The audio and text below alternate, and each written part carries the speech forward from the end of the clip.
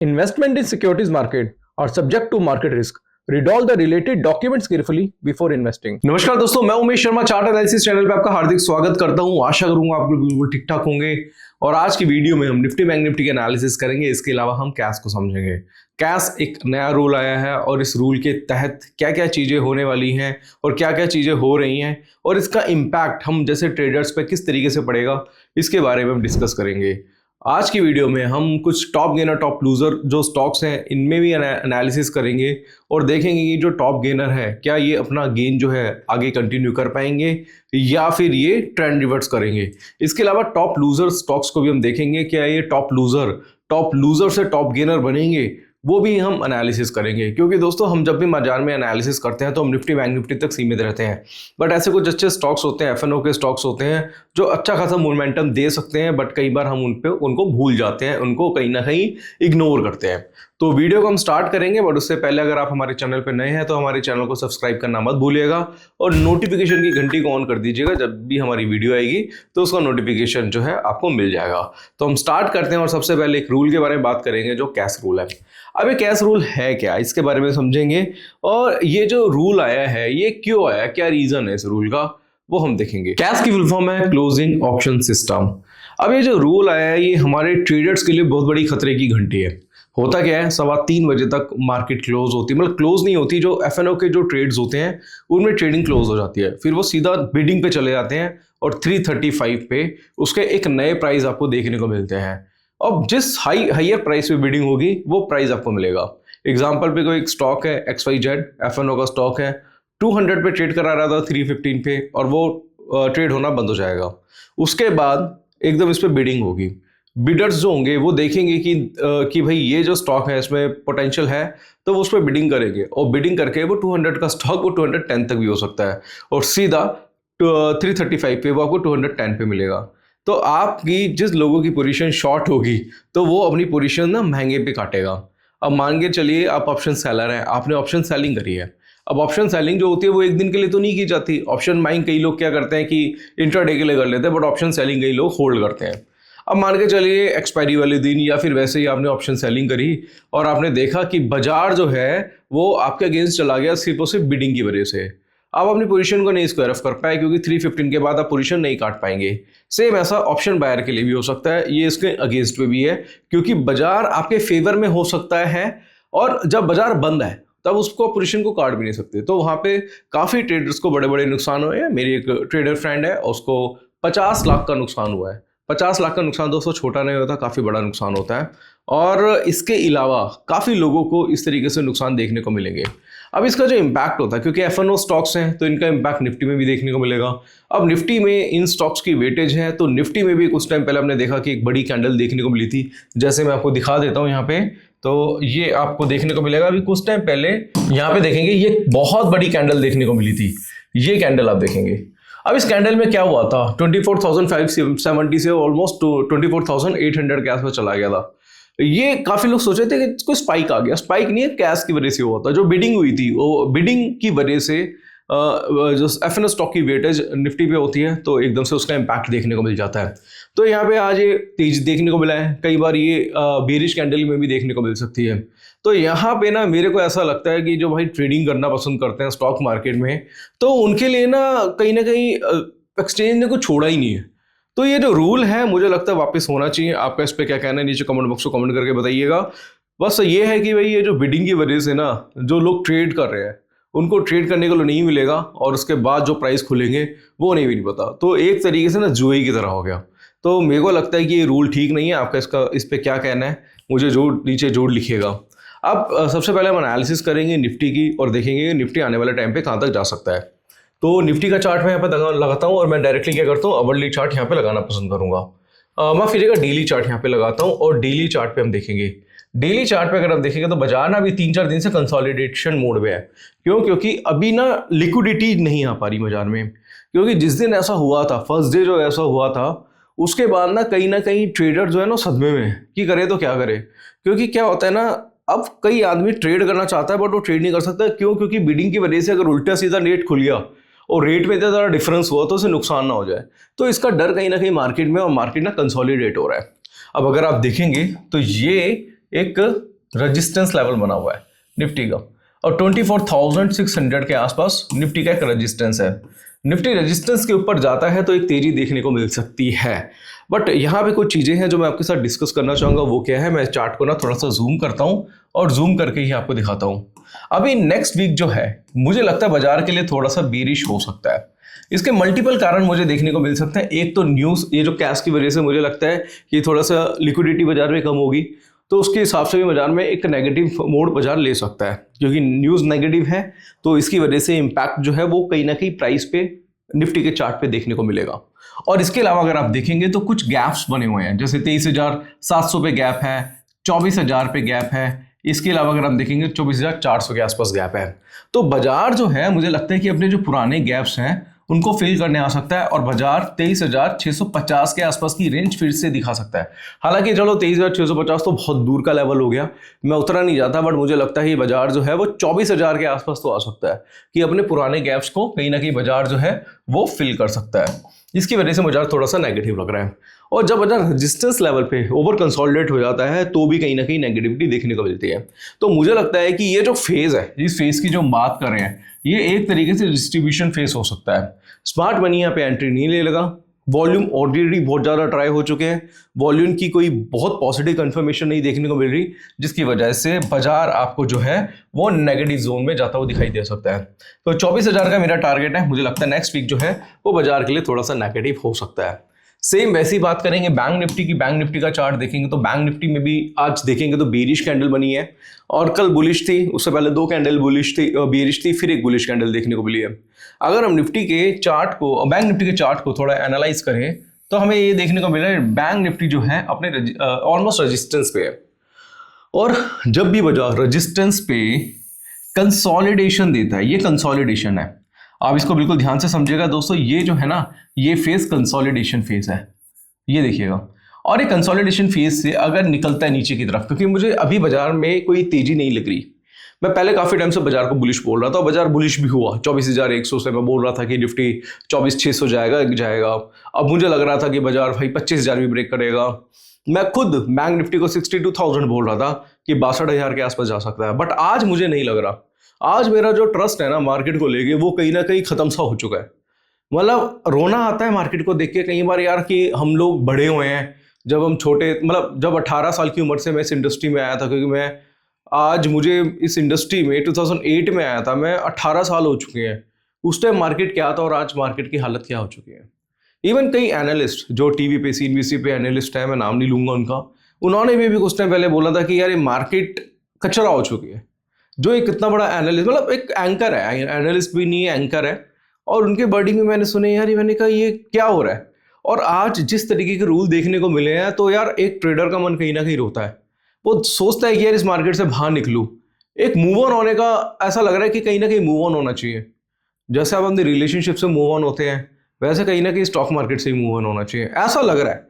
क्योंकि अगर हम ट्रेड नहीं करेंगे कुछ वक्त के लिए तो सरकार को भी लगेगा, आरबीआई मतलब एक्सचेंज को भी लगेगा, सेबी को भी लगेगा कि हाँ अब लिक्विडिटी नहीं आ रही है, लोगों के मन में डर है, तो ये जो रूल है ये वापस भी ले सकते हैं। तो ऐसे उल्टे सीधे रूल देखने को मिले हैं कुछ दिनों से, और ये वाले रूल ने तो भाई सबकी बैंड बजा दिया। अब काफ़ी लोग बोलेंगे कि ये जो रूल है ये अमेरिका में भी है, जर्मनी में भी, बट उनका टाइमिंग अलग है भाई, वो एक्सपायरी के टाइम पे होता है। यहाँ पर डेली बेसिस पे हो गया, और इम्पैक्ट सारा का सारा निफ्टी में देखने को मिलेगा। तो यार देखो, एक होता बंदा खुद से नुकसान कर रहा है, 90% ट्रेडर वैसे नुकसान में, 99, 95 जो भी रेशो है उसमें से फिर आप एक ही रूल लेकर आ गए, आपने तो 100% को नुकसान में छोड़ दिया, तो भाई करेगा क्यों बंदा इसमें काम।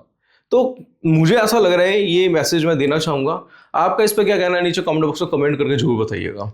अगर आप चाहते हैं कि इस पर कोई डिटेल वीडियो तो आप कमेंट करिएगा, मैं एक डिटेल वीडियो भी लेकर आऊँगा। अब यहाँ से अगर आप देखेंगे तो मिड कैप निफ्टी देखेंगे 47 पॉइंट बुलिश है, बट कहीं ना कहीं कंसोलिडेशन ही है, ओवर कंसोलिडेशन देखने को मिली है। और सबसे बड़ी गिरावट जो है वो फाइनेंस निफ्टी में देखने को मिली है। जी हाँ दोस्तों, फिर निफ्टी 400 पॉइंट माइनस है, और स्टार्ट ही गिरावट के साथ हुई थी, अंत भी गिरावट के साथ हुआ है। तो मैं वही कह रहा हूँ, न्यूज़ का इम्पैक्ट मार्केट में देखने को मिलेगा, कहीं ना कहीं जो ट्रेडर है बाजार से गायब रहेगा।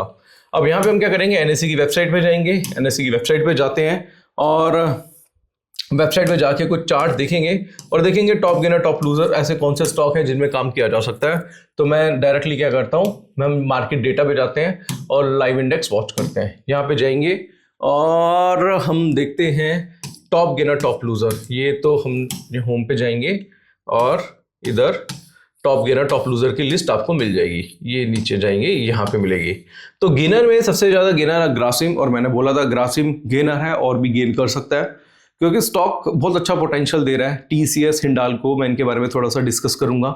और 3% की तेजी, ऑलमोस्ट 3.5%, 3% की तेजी इन स्टॉक्स में देखने को मिलेगी। तो पहला जो स्टॉक है मैं आपके सामने लेकर आऊंगा वो है ग्रासिम। ग्रासिम का चार्ट मैं आपके सामने ओपन करता हूँ। राइट, ग्रासिम इंडस्ट्री का चार्ट ओपन करता हूं। ग्रासिम में तेजी आपको देखने को मिली है और बड़ी तेजी है। अब ग्रासिम का चार्ट अगर हम देखें तो ग्रासिम लगातार अपना ब्रेकआउट तो इसने ऑलमोस्ट दे दिया था, और ब्रेकआउट की बात करें, ब्रेकआउट इसने ऑलमोस्ट दे दिया था 3200 के आसपास। ये एक रेंज में फंसा हुआ था। मैंने लास्ट टाइम भी आपसे बात करी थी, मैंने कहा था ग्रासिम एक रेंज में है और रेंज निकलेगी तो ये और भी ज्यादा, मतलब ये गेनर है और भी गेन कर सकता है। और अगर आप देखेंगे तो रेंज इसकी ब्रेक हो चुके हैं, 323 के आसपास आ चुका है। और अगर मैं इसको बड़े टाइम फ्रेम पे देखूं, बड़े टाइम फ्रेम पे एनालाइज करूं, यानी कि मैं डेली से वीकली मार्केट में शिफ्ट होता हूं, तो भी देखेंगे कि इसका ये एक तो न्यूज़ भी पॉजिटिव है इस ग्रासिम में, और कहीं ना कहीं देखेंगे तो बाजार जो है वो कहीं ना कहीं पॉजिटिव ही लग रहा है। मैं लास्ट 1 आवर का चार्ट देखूंगा तो लास्ट 1 आवर से, मतलब हम अब चार्ट ना थोड़ा सा अवरली का भी देखेंगे कहीं ऐसा तो नहीं कि सिर्फ लास्ट के 15 मिनट में तेजी आ गई हो बिडिंग की वजह से। ये भी देखना मुश्किल हो जाएगा क्योंकि एक एनालिस्ट ना ओवरऑल एनालिसिस करता है डेली चार्ट के अकॉर्डिंगली। वो देखिए, वो पता ही नहीं चलेगा उसे, अगर उसे लास्ट मिनटों का चार्ट नहीं देखा तो उसे पता ही नहीं चलेगा कि वो जो तेजी है वो उसी बिडिंग की वजह से तो नहीं आई है। बट अगर आप देखेंगे यहाँ से ये जब स्टार्ट हुआ था, मतलब जब से स्टार्ट हुआ था, एक हैमर टाइप पैटर्न बना और लगातार तेजी दे रहा है। तो मुझे लगता है ये जो तेजी है आगे कंटिन्यू रह सकती है। अगला स्टॉक मैं यहाँ पे देखना चाहूंगा, तो स्टॉक जो है वो मैं लेता हूँ हिंडाल्को का। हिंडाल्को लेते हैं और हिंडाल्को का चार्ट मैं यहाँ पे ओपन कर लेता हूँ। और हिंडाल्को जो है अभी प्राइस क्या चल रहा है हिंडाल्को का, हिंडाल्को मैंने कल भी देखा था, हिंडाल्को इंडस्ट्रीज। राइट, हिंडाल्को भी देखेंगे। हिंडाल्को का ऑलरेडी मैं डेली चार्ट दिखा देता हूं। डेली चार्ट के अकॉर्डिंगली हमें से ना मेरे से किसी ने पूछा भी था हिंडाल्को के बारे में, मैंने बताया भी था। हिंडाल्को में 2-3 फैक्टर्स देखने को मिले हैं। हिंडाल्को में एक तो ट्रायंगल है, ठीक है। दूसरा ये जो 50 डेज मूविंग एवरेज को ना इसने ऑलरेडी ब्रेक करा हुआ है, 50 डेज मूविंग एवरेज को। जब भी बाजार डेली चार्ट में 50 डेज मूविंग एवरेज को ब्रेक कर दे पैटर्न के बाद, अगर आप कमेंट करेंगे कि इसके ऊपर एक डेडिकेटेड वीडियो बनाना, तो मैं डेडिकेटेड वीडियो बना सकता हूं। नहीं तो मैं संडे को वेबिनार कर रहा हूं, इस वेबिनार में आप आइएगा, जिसमें मैं बताऊंगा कि पैटर्न के बाद 50 डेज मूविंग एवरेज किस तरीके से काम करती है डेली चार्ट पे। आप कमेंट करिएगा, आपको मैं एक वेबिनार लेकर आऊंगा, उसका लिंक जो है मैं अपने टेलीग्राम चैनल पे भेज दूंगा। आप अगर टेलीग्राम चैनल ज्वाइन नहीं करा तो ज्वाइन कर सकते हैं। तो ये जो पैटर्न बना था, ये ट्रायंगल बना हुआ है, ये ट्रायंगल पैटर्न बना हुआ है। राइट, अलग अलग तरीके के ट्रायंगल होता है, सिमेट्रिकल, असेंडिंग, डिसेंडिंग। यहां से ये जो ब्रेकआउट आया है, ये ब्रेकआउट 992 पे आया था और अभी 1059 चल रहा है। तो टारगेट तो इसका अचीव हो चुका है और ऑलमोस्ट पूरी रेंज का जो टारगेट है वो यहाँ पे इसने दे दिया है। अभी मैं ये नहीं कह सकते यहाँ से रिवर्सल है और ये भी नहीं बता सकते यहाँ से तेजी है, क्योंकि अभी नया पैटर्न देखना पड़ेगा। बाजार मुझे लगता है इस टाइम पे कंसोलिडेट होगा और कंसोलिडेशन के बाद ही देखना पड़ेगा बाजार की जो दिशा है वो कहाँ तक जा सकती है।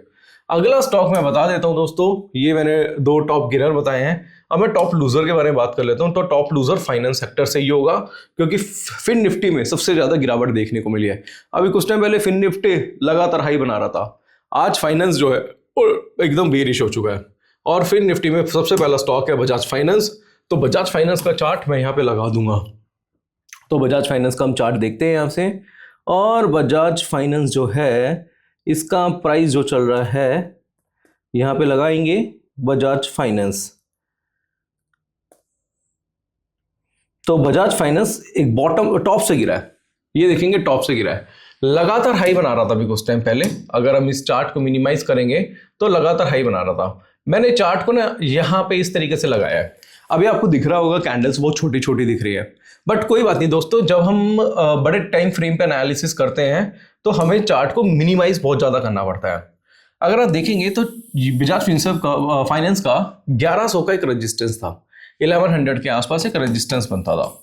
अब रेजिस्टेंस पे ये देखेंगे ब्रेकआउट जो था वो बड़ी वॉल्यूम वाली कैंडल से देखने को मिला था। ये देख रहे हैं भैया कैंडल, ये वॉल्यूम वाली कैंडल थी। अब ये जो कैंडल आप देख रहे हैं ये वही सीन था जो निफ्टी के साथ हुआ था ना, याद है क्या हुआ था लास्ट के कुछ मिनटों में तेजी, तो वही चीज देखने को मिली थी। अब आपको लगा होगा कि ये तो ब्रेकआउट है, ये ब्रेकआउट नहीं थी, बिडिंग थी। मैं आपको पहले बता देता हूँ, ये बिडिंग के कुछ मिनटों में बढ़ा था। फाइनेंस सेक्टर जो निफ्टी में 200 पॉइंट की तेजी आई थी, ऐसी इसमें भी देखने को मिला था।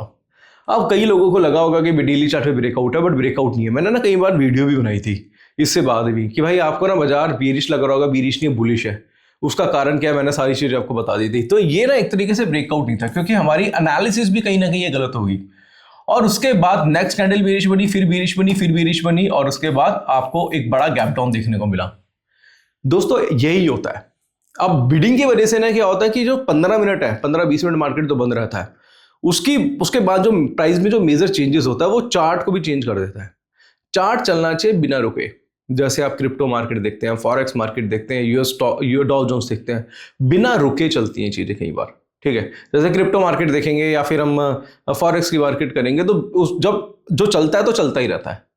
यहां पे अगर आप रोक के फिर चलाएंगे, और रोक के चला रहे हो, वो भी कुछ लोग हैं जो बिडिंग करके प्राइस ऊपर नीचे कर रहे हैं, तो फिर उसमें ट्रांसपेरेंसी रहेगा ना एनालिस्ट के लिए नहीं, ना ट्रेडर के लिए नहीं, किसी के लिए नहीं है। तो जब आपके लिए कुछ है ही नहीं तो उसके पीछे जाना ही क्यों। तो मेरे को तो लगता है कि यार अगर ये रूल चेंज नहीं हुआ ना तो बहुत सारे ट्रेडर्स बाजार से बाहर होंगे। तो इसलिए मैं कह रहा हूं कि यहां से अब ये गिरावट है और ये गिरावट आगे जारी रह सकती है, और मुझे लगता है कि 1000 के आसपास बजाज फिनसर्व आ सकता है। इसके अलावा भी अगर आप देखेंगे तो आईसीआईसी बैंक जो है उसमें भी आपको एक गिरावट देखने को मिलेगी, और बड़ी गिरावट आईसीआईसी बैंक में भी देखने को मिली है। तो आईसीआईसी बैंक का चार्ट देखेंगे तो आईसीआईसी बैंक भी अपने रेजिस्टेंस से गिरा है।